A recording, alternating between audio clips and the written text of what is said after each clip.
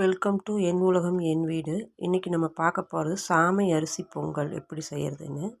அதுக்கு ஒரு 100 கிராம் பாசிப்பருப்பு எடுத்து மிதமான சூட்டில் வறுக்கணும்.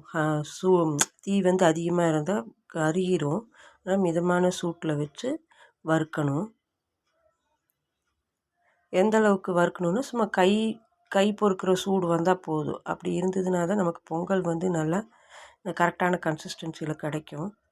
வறுத்து அதை ஒரு சட்டியில் கொட்டி 2 உலக்கு, என்னோடது வந்து 100 கிராம் உலக்கு, அதனால் 2 உலக்கு சாமை அரிசி நான் போட்டுக்கிறேன். 2 உலக்கு சாமை அரிசி, 1 உலக்கு பாசிப்பருப்பு அளந்து போட்டு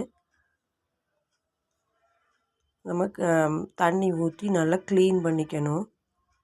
தண்ணி ஊற்றி நல்லா க்ளீன் பண்ணி தனியாக வச்சுக்கணும். அந்த பக்கம் ஒரு 5 நிமிஷம் ஊறினா போதும். ரொம்பலாம் ஊற வேண்டியதில்லை, 5 நிமிஷம் ஊறினா போதும்.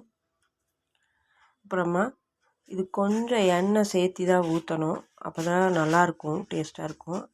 எண்ணெயில் 1 ஸ்பூன் சீரகம், ஒரு அரை ஸ்பூன் மிளகை வந்து நான் லைட்டாக தட்டி எடுத்துருக்கேன்.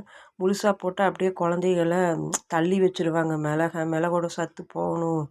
அப்புறம் காரத்துக்கு நான் மிளகு தவிர மிளகாய் எல்லாம் யூஸ் பண்ண மாட்டேன். அதனால் மிளகை தட்டி போட்டிருக்கேன்.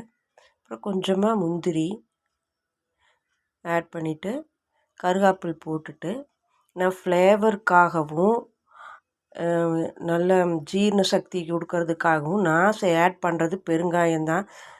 இஞ்சி போட மாட்டேன். என்னோடய சீக்ரெட் இன்க்ரீடியண்ட்டு பொங்கலுக்கு வந்து பெருங்காயம்தான் நான் சொல்லுவேன். அப்புறமா நம்ம 5 நிமிஷம் ஊற வச்சுருந்த இந்த சாமை அரிசியையும் பாசிப்பருப்பையும் நல்ல எண்ணெயில் போட்டு வறுக்கணும். வறுத்தோம்னா தான் அந்த உங்களுக்கு அந்த ஃப்ளேவர் வந்து எல்லா நம்ம போட்டிருக்கோம் இல்லைங்களா, அந்த மிளகு சீரகம் எல்லாமே வந்து அந்த பொங்கலில் வந்து நல்லா கலந்து வரும் நம்மளுக்கு. அப்புறமா ஒரு உலக்குக்கு 3 டம்ளர் தண்ணி நான் ஆட் பண்ணுவேன். எப்போவுமே சாப்பாட்டுக்கெல்லாம் 1:2. ஆனால் பொங்கலை பொறுத்த வரைக்கும் கொஞ்சம் நல்லா கரெக்டான கன்சிஸ்டன்சி வரணுங்கிறதுக்காக 1:3 ஊற்றுவேன் நான். ஊற்றி உப்பு அளந்து போட்டு ஸ்லோவில் வச்சு மீடியம் ஃப்ளேம் வச்சு ஒரு 5 சவுண்டு விட்டு இறக்குனா சூப்பரான சாமை அரிசி பொங்கல் ரெடி.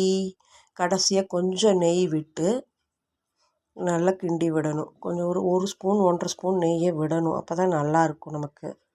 சாமை அரிசி பொங்கல் ரெடி. தேங்க்யூ ஃபார் வாட்சிங்.